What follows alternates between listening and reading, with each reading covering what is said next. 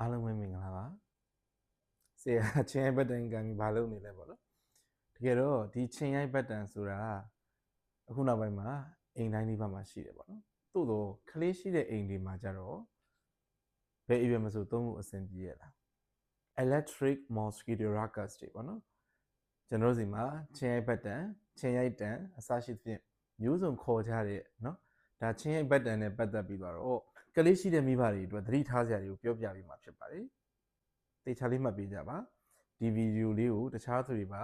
သိအောင်မြင်နိုင်အောင် share လုပ်သွားလို့ရပါတယ်ကလေးတွေရှိတဲ့အိမ်ကြီးပေါ့နော်ဘယ်အရွယ်မှာစပြီးတော့သုံးလို့ရှိရင် safe ဖြစ်မလဲစိတ်ချမလဲပေါ့နော်အကုန်လုံးလည်းတွေးနေကြပါပြီငါတို့အိမ်မှာလည်းသုံးနေတာပဲဘာမှလည်းမဖြစ်ပဲနဲ့ဆိုတာမျိုးပေါ့နော်တခိုးပြေးမှထိုးဝင်းထတာမျိုးမဖြစ်ရအောင်ပြောချင်တာတခုခုဖြစ်သွားပြီးသွားတဲ့အချိန်ကြတော့မှာပေါ့နော်စိတ်မစင်းရအောင်ပြောပြချင်တာလေးရှိပါတယ်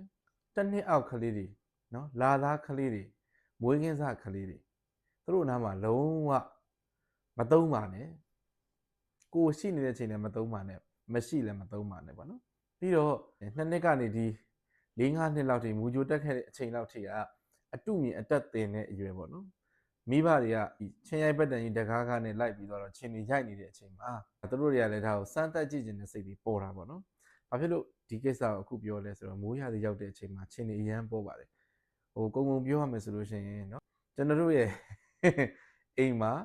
စီကံသွားတဲ့နေရာတွေမှာလမ်းလျှောက်တဲ့နေရာတွေကအစအပင်ရှိချင်းရှိရေရှိရင်ချင်းရှိဆိုတာမျိုးဖြစ်နေပါတယ်ကာလာလေမိုးတွေကလည်းရွာလာဆိုတော့ဒါကြောင့်เนาะဖုံးသွန်လဲစစ်ခက်လောင်းထောင်မြုပ်ခွင့်ရှင်းမှုတ်ဆိုတာတွေပေါ့ဒါတွေကိုသေချာလေးလောက်ရမှာဖြစ်ပါတယ်အားလုံးပဲချင်းအနေနဲ့ကာဝယ်ရေးအနေနဲ့ဒါလေးတွေလုပ်ပြီးကြပါသွေးလွန်တူကွေးကာဝယ်စေရလူတိုင်းကမထိုးနိုင်သေးပါဘူးဒီအတွက်ကြောင့်ခုနပြောခဲ့တဲ့เนาะကာကွယ်မှုတွေကိုသေချာလေးလုပ်ပြီးပါကလေးငယ်လေးတွေပြန်သွားမယ်เนาะပြောချင်တဲ့ကိစ္စကလေးကငဲ့တယ်အဲ့တော့ချင်းစည်းခွေမသုံးဘူးချင်းစည်းနဲ့နေချင်းစည်းခွေနဲ့နေ2လအောက်ဆိုရင်လေဒီ mosquito repellent နေပါเนาะဒါတွေလုံးဝမသုံးရသေးဘူးလို့ကမ္ဘာ့ကျန်းမာရေးအဖွဲ့အစည်းကြီးကနေပြီးတော့ညွှန်ကြားထားတာဖြစ်တဲ့အတွက်ကြောင့်ကျွန်တော်လည်းဒါအရှိမမှာဗီဒီယိုလေးတစ်ခုလုပ်ထားပေးပါတယ်เนาะတင်ထားပေးပါတယ်အဲ့တော့ကျတော့3လလောက်ရောက်ပြီဆိုတော့မှ DED နဲ့နောက်ပြီးတော့ကျတော့ picaridin ပါတဲ့ဟာလေးတွေစလင်းလို့ရတာပေါ့နော် fine lemon eucalyptus ပေါ့ OLE ပါတဲ့ဟာတွေဒါမျိုးတွေဆိုလို့ရှိရင်တော့နောက်ပိုင်း3နှစ်နဲ့အထက်ကျတော့မှပဲအဆင်ပြေပါတယ်เนาะဒီကောင်လေးတွေကြတော့လေဟုတ်ပြီအခုကဒါတွေကိုသုံးလို့အဆင်မပြေသေးတဲ့အရွယ်မှာကိုယ်ကလေးကဘေးနားလေးမှာကိုယ်လည်းရှိနေတယ်ဒါနဲ့လိုက်ရမ်းနေဆိုရင်အရေးကြီးပါတယ်တခြားလေးနားထောင်ပြပါဒီထဲမှာလေတွေ့ရလားမသိဘူးเนาะအထဲမှာသူကနေပြီးတော့ inner march လေးရှိတယ် inner march ဆိုတာဘာလဲဆိုတော့ဒီလျှက်စစ်စီးတဲ့နေရာပေါ့နော်ဒီအတွင်းကဘိုးအားတော်တော်များတာပေါ့နော်1500ပတ်ချာလေးလောက်ရှိတယ်ဘိုးကလေဒါမျိုးဆိုတော့ဆရာတို့လူကြီးတွေထိမြင်တော့မှဒါလုံးဝဓာတ်တွေလိုက်တဲ့ဟာမျိုးဖြစ်တယ်ပေါ့နော်မတော်တဆဆိုရင်တော့လေအဲ့တော့ကလေးပစ္စည်းလေးတွေလေမတော်တဆပေါ့နော်ရသားကလေးလာသားကလေးကနေပြီးတော့ပကျွတ်ဆိုသွားပြီးတော့ကြတော့ဒီကြားထဲဝင်သွားတဲ့ဟာမျိုးဆိုလို့ရှိရင်နံပါတ်1နော်ဓာတ်လိုက်နိုင်ပါတယ်အရေးပြားလောင်နိုင်ပါတယ်အဲ့ဒီခုနပြောတဲ့ဘိုးအား1500ပတ်ချာလဲရလေဒါမျိုးတွေဖြစ်နိုင်တာပေါ့နော်ဒါကြောင့် ban ပေါ့နော်မီးလောင်သွားနိုင်တာပေါ့ဒါအရေးကြီးတယ်ဒါတစ်ချက်နောက်တစ်ချက်ကလေအဲ့မှာတစ်ခါလေးလေချင်းကိုရိုက်မိလို့ရှိရင်အတန်တွေထွက်ပါရောလားအဲ့အတန်တွေထွက်တာလည်းကလေးကိုလန့်စေတာရှိနိုင်တယ်ဟိုအရေးကြီးတာအဲ့လိုရိုက်လိုက်တဲ့အချိန်မှာဘာဖြစ်လဲဆိုတော့ကြတော့ဒီလျှက်စီးနဲ့လေထဲမှာရှိတယ်နော်အောက်ဆီဂျင်နဲ့ပေါင်းသွားပြီးသွားတဲ့အချိန်မှာအိုဇုံ O3 ဆိုတာလေဒါကြားဘူးပါလိမ့်မယ်နော်ဒီကောင်လေးတွေအနှင်းငယ်ထွက်လာပါတယ်ဒီအိုဇုံဓာတ်အနှင်းငယ်ထွက်လာတာဟာဆိုရင်ကလေးငယ်တွေ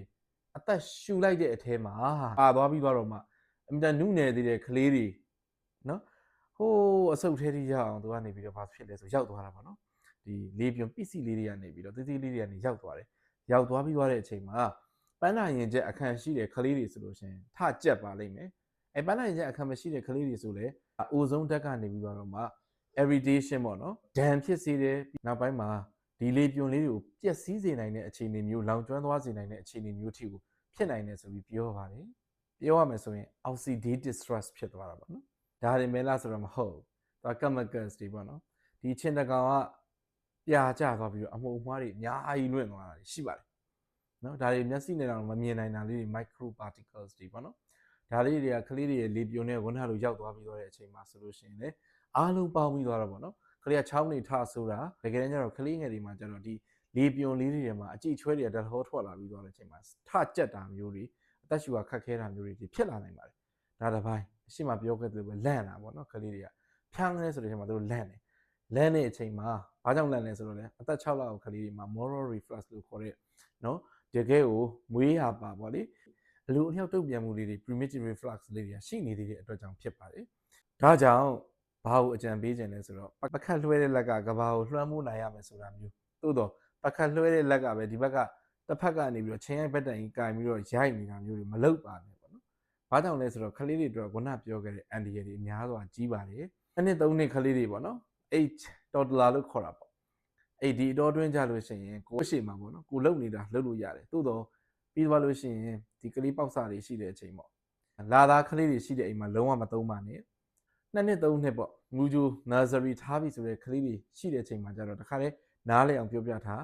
တားလေးဒါတွေကမလုပ်အောင်အနေရရှိတယ်နော်နဲ့တော့မပြီးဘူးပေါ့နော်သူတို့ကမဆုံးဖြတ်နိုင်ဘူးလက်တွေ့စမ်းသက်ချင်တယ်ဒါကြောင့်ကိုကလှုပ်ရိုက်တယ်နော်ချင်းရိုက်တယ်ရိုက်ပါပြီးသွားပြီဆိုလို့ရှိရင်တေချာလေးလုံခြုံတဲ့နေရာမှာဗီဒီယိုနဲ့ပဲဖြစ်ဖြစ်တောက်ခတ်ပြီးတိန်းတာဖြစ်ဖြစ်အမြင့်နေရာမှာထားတာပဲဖြစ်ဖြစ်လှုပ်ပါပြီးသွားပြီဆိုလို့ရှိရင်အားသွင်းတဲ့အချိန်ပေါ့နော်အားသွင်းတဲ့အချိန်မှာကိုမျက်စိရှိမှပဲသွင်းမှာကလေးတွေနဲ့ဝေးရမှာထားပါသွားမကိုင်းမိပါစေနဲ့ဒီတော့ဆရာဘယ်လိုလုပ်အောင်မလဲဆိုခုနပြောခဲ့တဲ့ဖုံးသွန်လဲစစ်နော်ခက်လောင်းထောင်မြုပ်ဖွင့်ရှင်းမှုဒါတွေလုပ်ပါပြီးတော့ချင်းတောင်နဲ့တိတ်ပါကလေးကိုပြီးသွားရင် mosquito repellent နေပေါ့နော်ချင်းလိမ့်စိလိမ့်လို့ရတဲ့အပြင်မှာဆိုလိမ့်ပါခုနပြောသလိုဒီကောင်လေးကိုကြတော့နော် nursery နောက်ပြီးတော့ကြတော့မူဂျူသွားတဲ့ကလေးတွေရှိတဲ့အိမ်မှာတော့ကိုရှိတဲ့အချိန်မှာပေါ့နော်ကိုယ်တိုင်သုံးလို့ရပါတယ်လာသားကလေးတွေနာမှာမသုံးပါနဲ့အဆင်ပြေပါစေ